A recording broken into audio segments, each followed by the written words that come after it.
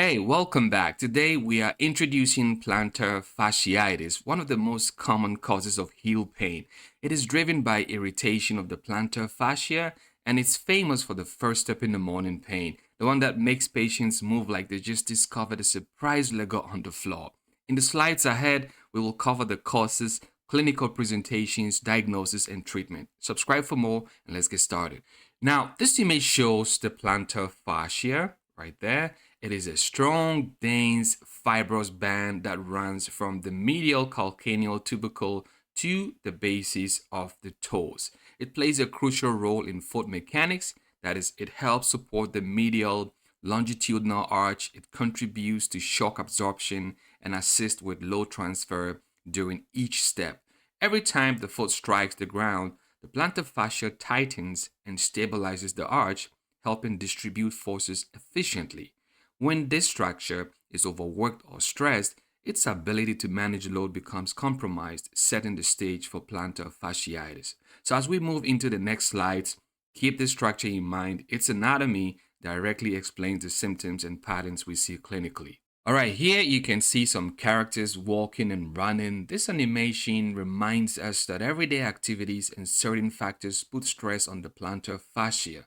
There are several risk factors that increase stress on the plantar fascia, and these are important to know. Obesity, extra body weight, increased pressure on the foot.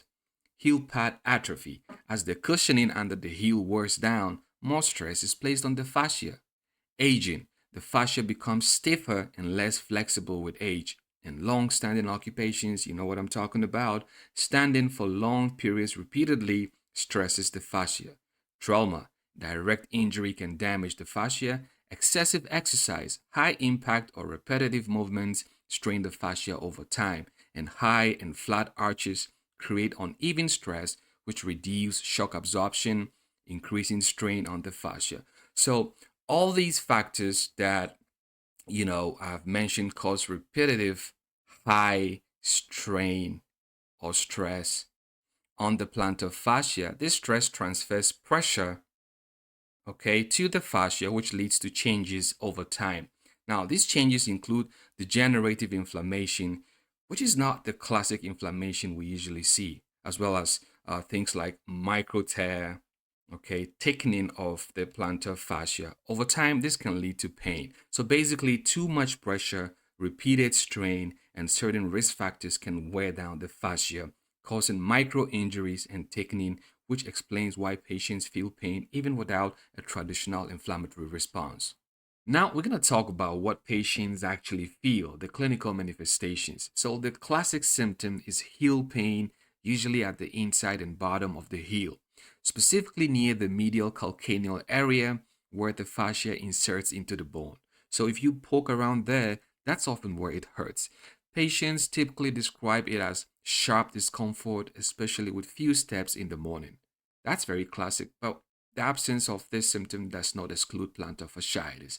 Interestingly, the pain often eases once walking begins, but don't get too hopeful. It can come back or even intensify later in the day with ongoing activities. So think of it as a morning alarm for your heel, sharp at first, loosens up with movement, but can nag you again as you keep walking or standing. All right, so here we're going to learn about how to reproduce or test the pain in plantar fasciitis. First, pressing on the plantar medial calcaneal tubercle, that's where the fascia inserts into the heel bone. Usually, it reproduces the patient's pain, and if it hurts there, it's a big clue. Second, stretching the foot and toes backwards, what we call passive dorsiflexion, can also trigger pain. Essentially, what you are doing is that you are putting tension on the fascia, and if it is irritated, it lets you know. Windlass or jack test. This is another classic test. Here, we passively dorsiflex the big toes, that is the metatarsophalangeal joint, which tightens the plantar fascia. If this reproduces symptoms, it is a strong sign of plantar fasciitis. So don't forget to check the Achilles tendon. Often it's tight in these patients, which can contribute to plantar fascia stress. Observe gait and check for heel fat pad atrophy as well. Now, before we proceed further, a word about heel spurs. You can see one right there. They are found in about half of patients with plantar fasciitis, but here's a twist: they are not actually the source of the pain encountered in plantar fasciitis. We don't image every case of heel pain. Diagnosis is usually a clinical one. That is, a doctor can often confirm it right on the spot, no fancy machines needed.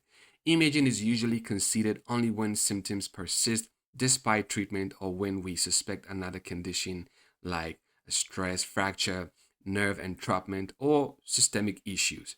So, we can also use different imaging tools depending on what we are looking for, though x rays are helpful to identify heel spurs or rule out fractures. Ultrasounds are great tools for showing thickening or tears or calcifications of the plantar fascia. MRI gives detailed images if we need a deeper look or suspect something more complex. And a technician bone scan can also highlight areas of inflammation, although it's not something we use routinely, more in unusual or unclear cases. So, overall, heel spurs may show up, but they are not the villain. Imaging is mainly reserved for persistent pain or diagnostic uncertainty. So, how do we manage plantar fasciitis? The first step is often about giving your fascia a break from whatever is stressing it. Relative rest from offending activities is not a bad practice. It lets the fascia recover without completely stopping movement. Ice packs can also help soothe pain after activities, giving patients some immediate relief.